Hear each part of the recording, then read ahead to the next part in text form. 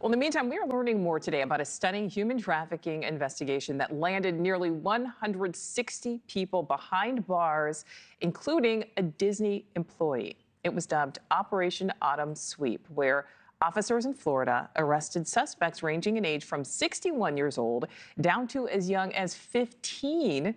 One of the men is accused of trafficking a Mexican woman under the guise of paying coyotes to smuggle her across the border. Then authorities say he pocketed most of the money himself. I'd like to welcome in Sheriff Grady Judd, the Polk County Sheriff who helped lead this operation. Thank you so much, Sheriff, for your time here. First of all, what surprised you most about these arrests, if anything? Nichole, we do these operations several times a year, and every time we continue to get a lot of people.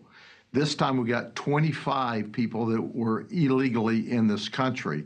We received a human trafficker. It's very difficult to actually find the trafficker, but there seems to be no end to it.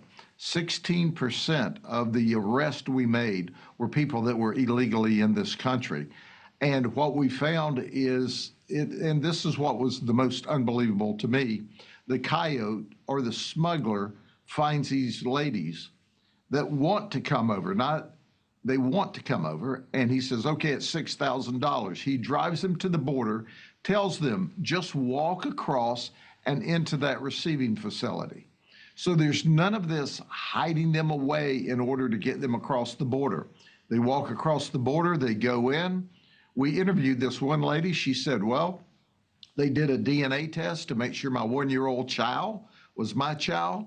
And then they had me fill out these forms and said, you get Medicaid, you can have SNAP or free food.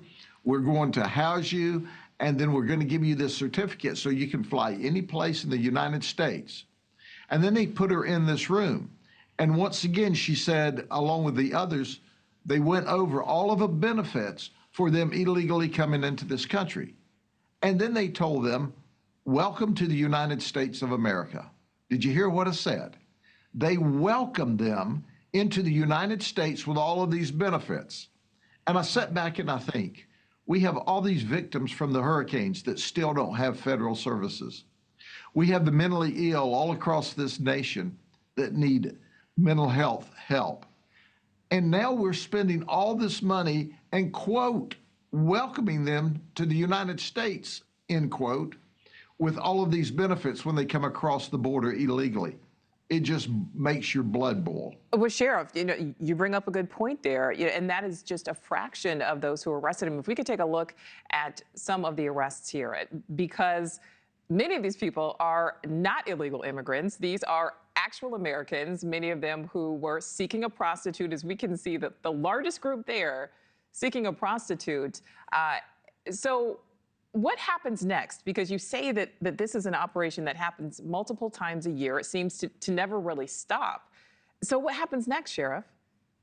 Well, here's what occurs. From the very moment of arrest, we have our NGOs with us to try to identify the victims of human trafficking. We identified 4 ladies that we're absolutely sure were victims of human trafficking. We arrested the human trafficker. We're getting them services. We follow up with the other prostitutes we arrest because some of them are also victims of human trafficking. They just won't admit it. We take them to jail. They have to appear. Right now, it's only a misdemeanor if you're a John and taking advantage of a lady who may be a prostitute or she may be a victim of human trafficking. We're going to work with our legislature and see if we can't make being a John a 3rd-degree felony, so there's more skin in the game, so to speak. Yeah. But at the end of the day, we work to identify and find these victims of human trafficking, and we're excited. On top of that, we got 3 sex offenders that were trying to have sex with children. Yeah. And one of them had just been arrested and released in Minnesota for trying to have sex with a child, a 14-year-old little boy. He came here and did the same thing here, and we arrested him again.